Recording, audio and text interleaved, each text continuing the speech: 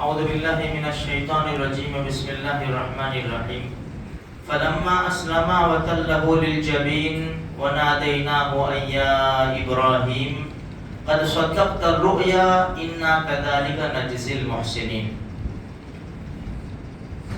کل ہم نے سنا ابراہیم علیہ السلام اپنے بیٹے کو اللہ کا حکم پورا کرنے کے لیے مینا کی وادی میں لے چلے۔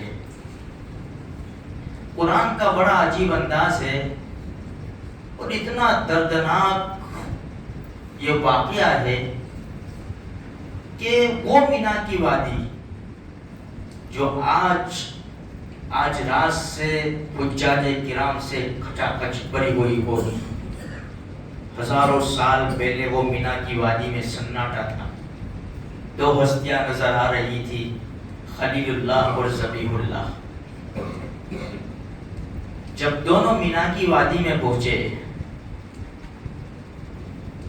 بیٹے کو پتا ہے کہ ابھی چند گھڑیوں کے اندر میری گردن کے اوپر چھری چلنے والی ہے۔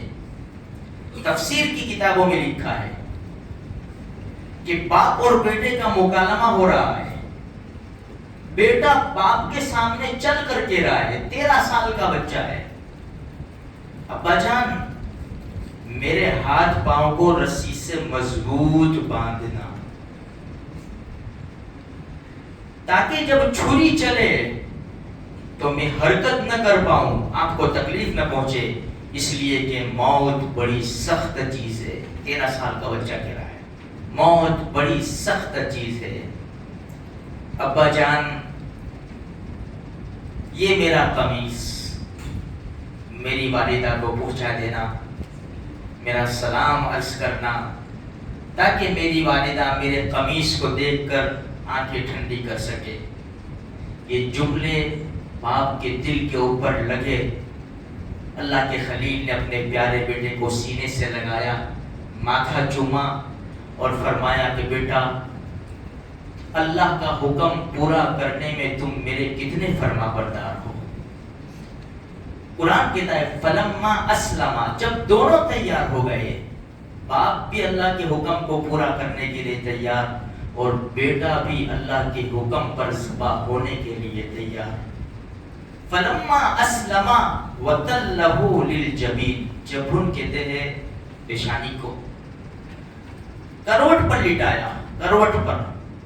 یہاں پر مفسرین کرام نے ایک بات لکھی ہے کہ پہلے سیدھا لٹایا، چت لٹایا، لیکن چھری پھیرنے میں چونکہ باپ اپنے بیٹے کی صورت کو دیکھ رہا ہے، چھری پھیرنے میں تھوڑا سا معاملے میں گڑبڑ ہوئی تو بیٹے نے کہا ابو ایسا کرے مجھے پیشانی کے بل لٹائے اور ذرا تیزی کے ساتھ چھری پھیر دے۔ یہاں قرآن کی طرف فلما اسلما وتلہ للجبین، جب لٹا کر اللہ کے خلیل نے اللہ کا حکم پورا کرنے کے لیے چھری چلا دی۔ یہ کوئی کہانی نہیں ہے، یہ کوئی قصہ نہیں ہے، یہ حقیقی واقعہ ہے جو قرآن کریم بیان کر رہا ہے اور حدیث کی کتابوں میں موجود ہے۔ جو غیر مذہب والے ہیں وہ بھی بیان کر رہے ہیں، یہودی بیان کر رہے ہیں، عیسائی، ان کے طریقے کچھ الگ ہیں۔ جب چھری چلائی ایسا منظر آسمان کے فرشتوں نے بھی نہیں دیکھا ہوگا، عجیب منظر تھا۔ چھری نہ چلی، اللہ کا حکم تھا کہ چھری نہیں چلنی ہے، کیونکہ ہر چیز کرنے کے اندر اللہ کی محتاج ہے۔ چھری کے اندر کاٹنے کی طاقت جب ہوگی جب اللہ کا حکم ہوگا، آگ کے اندر جلانے کی طاقت اس وقت ہوگی جب اللہ کا حکم ہوگا۔ ابراہیم علیہ السلام کو نہیں جلا سکی۔ پانی میں ڈبونے کی طاقت اس وقت ہوگی جب اللہ کا حکم ہوگا۔ فرعون کو ڈبویا، موسیٰ علیہ السلام کو نہیں ڈبو سکا، اللہ کا حکم نہیں تھا۔ بس جب زور لگایا ابراہیم علیہ السلام نے اپنا اللہ کا جو حکم تھا اس کو پورا کرنے کے لیے آواز آئی وَنَادَيْنَاهُ أَن يَا إِبْرَاهِيمُ، ابراہیم بس کرو قد صدقت الرؤیا، آپ نے اپنا خواب سچ کر دکھایا۔ یہ تو خواب تھا نا، کل میں نے کہا نا اس کی تعبیریں ہو سکتی تھی، لیکن انبیاء کرام علیہ السلام کا خواب سچا ہوتا ہے اور انہوں نے اس کے اوپر عمل کر لیا۔ بس کرو، اِنَّا كَذَلِكَ نَجْزِي الْمُحْسِنِينَ، ہم احسان کرنے والوں کو، فرما بردار لوگوں کو ایسے ہی بدلہ دیا کرتے ہیں۔ إِنَّ هَذَا لَهُوَ الْبَلَاءُ الْمُبِينُ، یہ آزمائش تھی۔ وَفَدَيْنَاهُ بِذِبْحٍ عَظِيمٍ، ہم نے ایک مینڈھا بھیجا تو جبریل جنت سے لے کر آئے اور اس کے اوپر چھری چلا دی گئی۔ واقعہ کل آگے چلائیں گے انشاءاللہ۔ باقی کہنا یہ ہے میرے بھائیوں، جب باپ اپنے اکلوتے بیٹے کے اوپر اللہ کے حکم کے خاطر چھری چلا سکتا ہے تو ہم اپنی حلال کمائی میں سے اتنا پیسہ کیوں نہیں نکال سکتے جس میں ایک جانور آ جائے؟ اچھا ہے ہمارے بیٹوں کو ذبح کرنے کا حکم نہیں ہے، یہ جانوروں پر آ گیا کہ جانور، پھر بھی ہم جی چرائے۔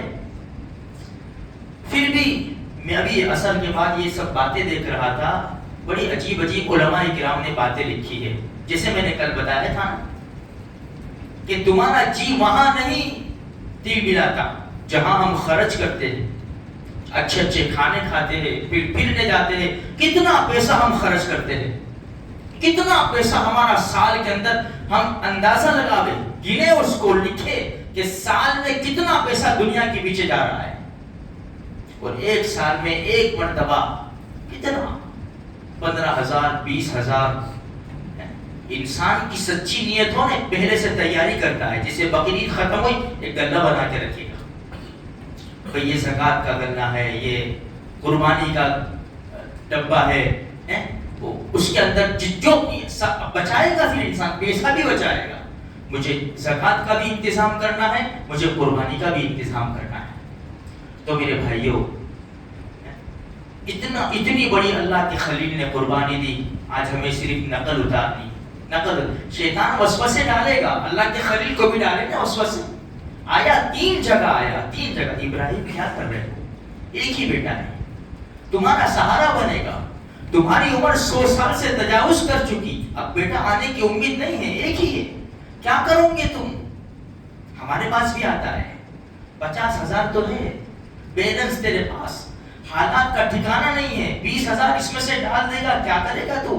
تیرے پاس 20,000 ہے، 15,000 کا اس میں سے بکرا لے لے گا، کیا کرے گا؟ خیالات آتے ہیں، شیطان ڈالتا ہے، فوراً لا حول ولا قوت الا باللہ پڑھو، جیسے اللہ کے خلیل نے 3 مرتبہ آیا نالائق بہکانے کے لیے، لا حول ولا قوت الا باللہ کے کر کنکر مارے، اللہ کو کتنی ادا پسند آ گئی۔ حجاج کرام یہ 3 دن کے اندر 10 ذی الحجہ کو شیطان کو کنکر ماریں گے، بڑے شیطان کو، پھر 11 12 کو تینوں کو ماریں گے، حالانکہ وہ شیطان نہیں ہے، لیکن اللہ کے خلیل نے جو کام کیا اللہ کو اتنا پسند آ گیا، ہر حاجی کو کہہ دیا کہ تم بھی ہمارے خلیل کی نقل اتار لو۔ تو میرے بھائیوں، بڑے مبارک دن ہیں، بڑی مبارک راتیں ہیں، آج شب جمعہ ہے، سورہ کہف بھی ہمیں پڑھنی ہے، سورہ دخان بھی پڑھنی ہے، اور درود شریف پڑھنا ہے، اور خاص دل جلانا ہے۔ کون سا؟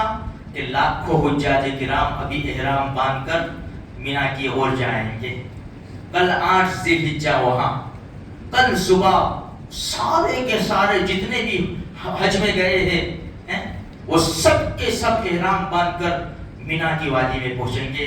اللہ ان سب کی حاضری کو قبول فرمائے، اور ہر قسم کے حادثے سے، برائی سے اللہ تبارک و تعالیٰ ان سب کی بھی حفاظت فرمائے، ہمیں بھی بار بار اللہ تبارک و تعالیٰ حج عمرہ کی دولت سے مالا مال فرمائے، پکے سچے ہمیں اللہ پاک مسلمان بنائے، اور اس کے حکم پر خوشی خوشی عمل کرنے کی اللہ تبارک و تعالیٰ توفیق۔